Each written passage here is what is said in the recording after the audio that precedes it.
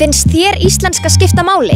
Ert þú rétt innstilltur til að standa vörð íslenska tungu? Fylgi mér! Hér gaur, Jónas Hallgrímsson, sem hefði pottþétt verið með símann sinn á íslensku. Ég skal sýna þér hvernig þú stillir símaðinn þannig að viðmótið sé á íslensku og hann skilji þig þegar þú talar við hann.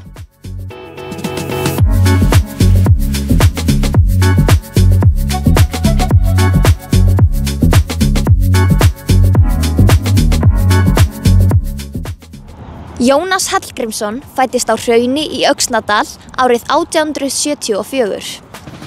Þetta svín virkar.